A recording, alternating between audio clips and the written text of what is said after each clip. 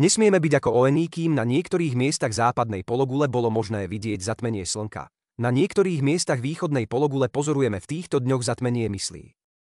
To, čo v uplynulých hodinách zažili Dominika Cibulková, Attila Vég, Rytmus, Erik Kalinák, ale aj mnoho anonymných ľudí len preto, lebo volili Petra Pellegriniho, slovným útokom na ulici som čelil aj ja, ale ja na takéto primitívne prejavy nereagujem. Nenakrúcam si ich a nezverejňujem ich, sú patologické spôsoby správania, ktoré nemajú nič spoločné s demokraciou.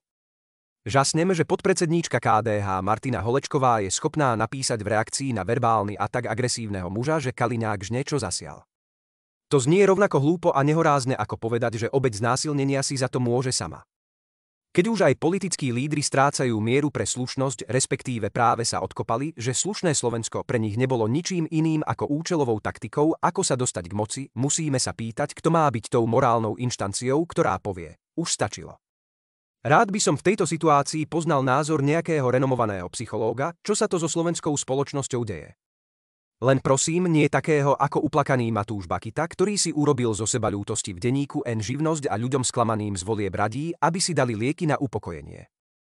A už vôbec nie nejakého hochštaplera, ktorý tvrdí, že medzi mladými ľuďmi populárny ghosting, náhle ukončenie dlhoročného priateľstva a komunikácie bez akéhokoľvek vysvetlenia je prejavom normálneho správania. Bakita dokonca ako dôvod svojej úzkosti uvádza, že ako majú byť jeho klienti v pohode, keď s menom Roberta Fica sa vraj spájajú kauzy ako Gorila a jeho podržtaška sa stal prezidentom po veľmi neférovej kampane. Pochybuje ešte niekto o tom, že tento slaboch nie je seriózny psychológ, ale zákerný progresivistický aktivista, ktorý udržiava svojich nešťastných klientov v klamstve. Každý predsa vie, že kauza Gorila je kauzou Mikuláša Dzurindu a že o neférovosti kampane by nemali hovoriť tí, ktorí zneužívali médiá a satirické stránky, urážali Pellegriniho, tak ako to predviedol aj Bakita a rozširovali o ňom klamlivé informácie, že chce zo Slovenska urobiť ruskú guberniu. Škoda reči, kto nechce, nepochopí a Zuzana Čaputová, ktorá inak citlivo vníma banálne spomenutie mena jej podporovateľky Zuzany Fialovej, ale otvorený hulvácky útok na našu najlepšiu tenistku Dominiku Cibulkovú iba preto, že volila Pellegriniho, ani len nezaznamenala, sa odrazu tvári, že nič sa nedeje. Preto som naozaj rád, že sme si zvolili za prezidenta Slovenskej republiky Petra Pellegriniho, ktorý dnes zverejnil prepotrebný štátnický prejav, v ktorom už fakticky suploval neexistujúcu hlavu štátu. Upozornil v ňom, že skúška z demokracie nespočíva len v tom, či sme schopní zorganizovať demokratické voľby, ale aj v tom, či sme schopní prijať rozhodnutie väčšiny, zmieriť sa s ním a rešpektovať ho z úcty k princípom demokracie. Povedal, že mu je veľmi ľúto prejavov nenávisti voči ľuďom, ktorí dali dôveru víťazovi volieb. Je mu ľúto, že sú vystavovaní čoraz ostrejším osobným, politickým i mediálnym útokom. A veľmi ich prosí, aby túto politiku nenávisti neopätovali, pretože to je oheň, ktorý veľmi ľahko vzplanie, ale uhasiť ho je takmer nemožné. Frustráciu tých, ktorí prehrali, považuje za pochopiteľnú, ale nevie si predstaviť, že by vo vyspelých krajinách médiá písali o tom, že voliči víťazného kandidáta stratili rozum. Pellegrini povedal, že stále verí, že hodnoty zmierenia sú hodnotami, ktoré oslovujú ľudí naprieč celým politickým spektrom. Na jeho sľube, že bude za tieto hodnoty bojovať, sa nikdy nič nezmení. Ale poprosil každého z nás, aby svojím správaním k naplneniu týchto hodnôt aj osobne prispel. Na Pellegriniho prejave je najdôležitejšia veta, ktorá, obávam sa, zapadne v prívale ďalších slov. Bol to práve moment, keď poprosil svojich prívržencov, aby prejavy nenávisti voči tým druhým neopätovali. Chcel by som sa pri tejto myšlienke pristaviť. Jednou z najčastejších ilúzií o demokratickej diskusii je, že svojimi argumentmi dokážeme niekoho presvedčiť o opaku toho, čo si myslí. Polemika je hlboko zakorenená v západnom myslení. Vychádza z tradície gréckych sofistov, ktorí vyučovali argumentáciu a nechávali si za to platiť.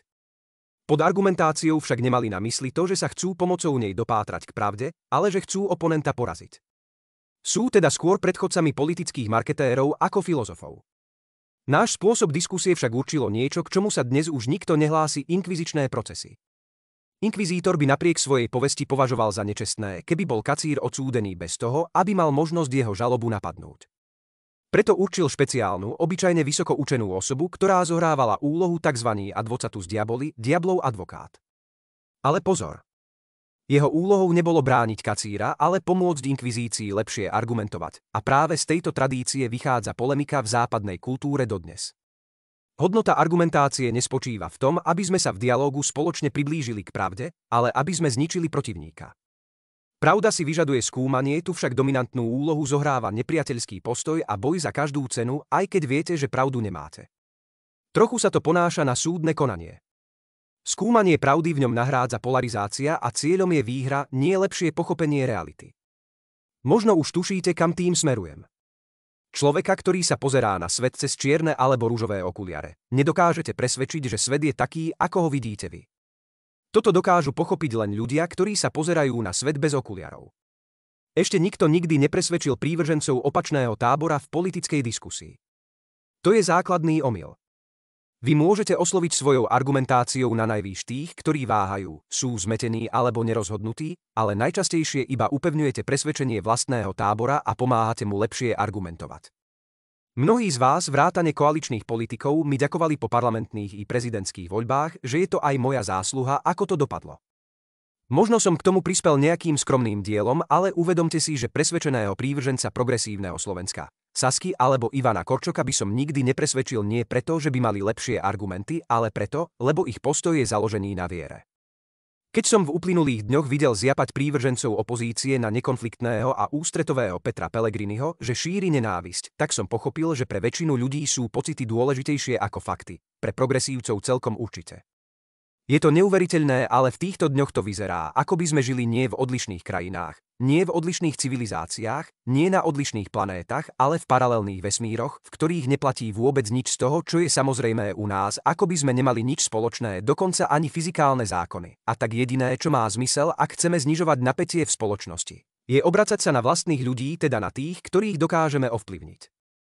Vždy si pamätajte, že nesmieme byť ako oni. Nemýľme sa, že hulváti sú iba na druhej strane. Netolerujme ich medzi sebou. Preto nemilosrdne vyhadzujem zo svojej komunity na sociálnych sieťach všetkých, ktorí sa nevedia správať k iným bez ohľadu na to, či je vulgárny prívrženec koalície alebo opozície. Preto karhám ľudí, ktorí zabúdajú na spravodlivosť a myslia len na pomstu. Preto napomínam každého, kto hucká ľudí k agresivite a kričí, že vraj dosť bolo tolerancie. Nie. Tolerancie bolo v tejto spoločnosti vždy málo a my dnes potrebujeme dokonca ešte niečo viac, nie toleranciu v zmysle trpenia toho druhého so zaťatými zubami ako nejakú nákazlivú chorobu, ale rešpekt k jeho odlišným postojom a skúsenostiam. Vážte slová, priatelia. Majú obrovskú silu a dosah. Zvlášť to platí o verejných činiteľoch. Veľmi sa hnevám na tých koaličných politikov, ktorí používajú silné slová, ktorí napríklad začali nadávať svojim oponentom do potkanov. Len si spomente, ako sa vás dotklo, keď vám nadávali do opíc. Ale nejde len o osobný pocit. Zarazilo ma, ako sa výraz potkany začal okamžite objavovať v diskusiách na sociálnych sieťach, ako sa ľudia navzájom začali napádať takýmito urážkami. Je to nákazlivé a nebezpečné, lebo fašizmus sa začal špecifickým dehumanizujúcim slovníkom. A politici by si mali uvedomiť, že vulgarizmy im nepridávajú žiadne politické body, iba ich prívržencom hrubnú spôsoby správania. K zmiereniu spoločnosti neexistuje žiadna skratka. Každý z nás v okolí a v názorovom prostredí, na ktoré máme vplyv, by mal prispieť svojím dielom k upokojeniu situácie, vyžadovať to od svojich priateľov a netolerovať žiadne prejavy nenávisti. Pridávam sa k apelu zvoleného prezidenta republiky Petra Pellegriniho, aby sme neopätovali tieto nenávistné prejavy. Všetkých ľudí dobrej vôle prosím, zastavme útoky, zastavme osočovania, zastavme hádky a nepridávajme si zbytočne starosti. A hoci nie som psychológ, ak ste frustrovaní, z kohokoľvek a čohokoľvek, mám pre vás rozhodne lepší a účinnejší recept, ako je užívanie liekov. Občas sa ma niektorí z vás pýtajú, ako zvládam toľko aktivít naraz a ako sa vyrovnávam s tým obrovským návalom špiny, ktorou si podaktoré individuá riešia komplexy z mojej osoby. Je to veľmi jednoduché. Riešim to každodenne poéziou a klasickou hudbou a keď mám čas, aj putovaním v horách.